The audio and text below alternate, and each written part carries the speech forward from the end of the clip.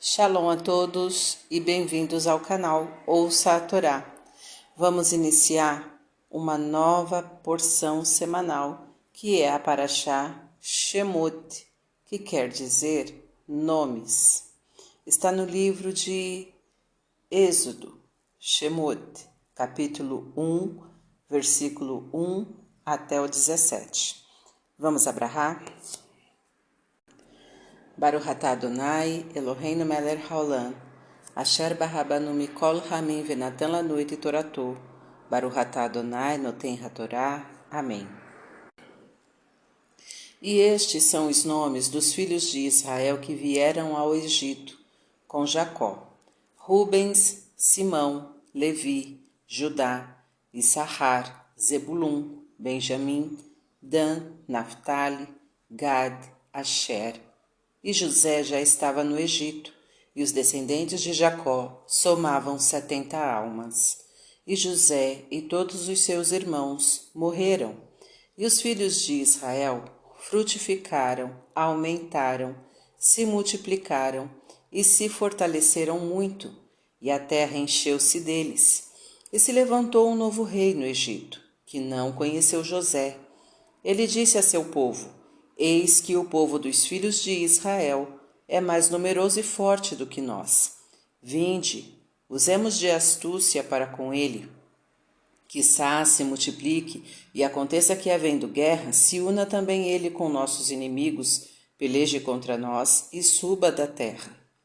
E puseram sobre os filhos de Israel cobradores de impostos para os afligirem com as suas cargas, e edificaram para o faraó as cidades armazém de Pitom e Ramsés.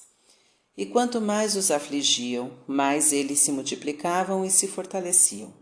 E os egípcios se aborreciam por causa dos filhos de Israel, e os fizeram trabalhar com rigor em serviços pesados, com barro, tijolos e todo tipo de trabalho do campo.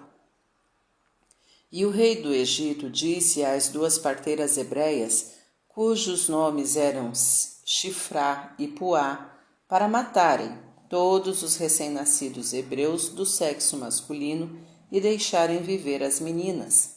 E as parteiras temeram a Deus e não obedeceram ao faraó.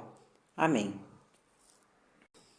Baruch atah Adonai, Eloheinu melech haolam, asher natan lanu toratot torat emet, v'hayeu lanatah betorreinu. Baruch atah Adonai, noten hatorá. Amém. Vamos aos comentários. Os filhos de Israel foram citados nominalmente para destacá-los dos demais no ambiente em que viviam, pois mantiveram as tradições e valores de seus ancestrais.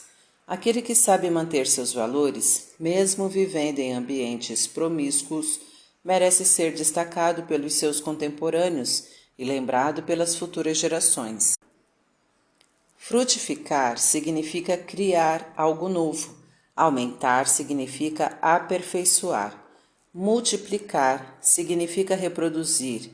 E fortalecer significa consolidar. Tudo aquilo que é criado deve ser aperfeiçoado e posteriormente produzido em quantidade suficiente para se poder avaliar seus benefícios e ser consolidado.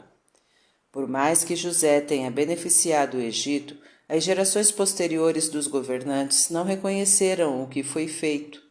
A memória das pessoas é curta e a dos povos mais ainda. Não se deve confiar nela, e se quiser que compromissos assumidos durem através de gerações, deve-se formalizar tudo através de documentos e testemunhas. A eterna acusação invejosa contra os judeus. São poderosos, constituem uma ameaça à segurança nacional, motivos de inúmeras perseguições e mortes que comprovou-se que esta teoria é totalmente improcedente. Os lugares de onde os judeus foram expulsos tiveram curto espaço de tempo uma estagnação cultural e econômica.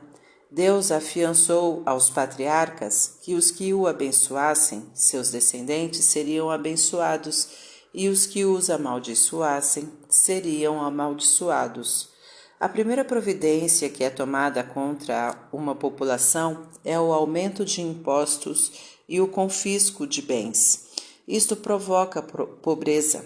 A necessidade de conseguir sustento leva as pessoas a aceitarem qualquer tipo de trabalho para sobreviver, tornando-as submissas. É uma das piores maneiras de explorar o próximo.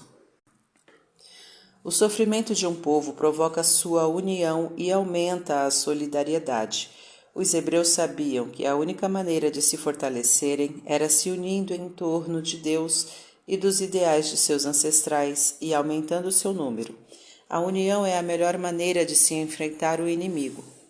A atitude de não se deixarem abater e mesmo acossados se multiplicarem e se fortalecerem aborrecia o inimigo. Os invejosos não suportam o sucesso daqueles a quem invejam. Ao tornarem os hebreus seus escravos, impondo-lhes trabalhos físicos extenuantes, os egípcios quiseram transferir para a esfera material toda a atenção de um povo cujas características mais marcantes eram espirituais. Ao minar-se a espiritualidade de um povo, ele se torna mais vulnerável. Ao determinar a morte somente dos meninos, o faraó queria evitar o aparecimento de guerreiros, notadamente do sexo masculino, e também de novos líderes dentro do povo subjugado. Porém, de nada adiantaria esse expediente, visto que Moisés surgiria como o líder dos hebreus e seria o agente através do qual Deus castigaria o faraó e os egípcios. Nada consegue interferir no plano divino. As parteiras sabiam que Deus não queria que fossem mortos os filhos de Israel e resolveram enfrentar o faraó, assumindo todos os riscos. Quem sabe que está fazendo algo do agrado de Deus, não deve temer as pressões contrárias. Para refletir, procure manter sua integridade, mesmo em ambientes promíscuos. Assim você servirá de exemplo aos que o cercam e às futuras gerações. Não espere reconhecimento das pessoas. Elas têm memória curta. Para manter laços comerciais duradouros, formalize tudo por escrito. Não inveje o próximo. A inveja causa perseguições e cega as pessoas. Não persiga seu semelhante. Seja tolerante para com os que não compartilham de suas ideias. Respeite o pobre. Não o submeta a humilhações, nem lhe proponha tarefas degradantes para sua sobrevivência. Não tema agir de acordo com a vontade de Deus, mesmo que isso vá contra as determinações dos que os cercam.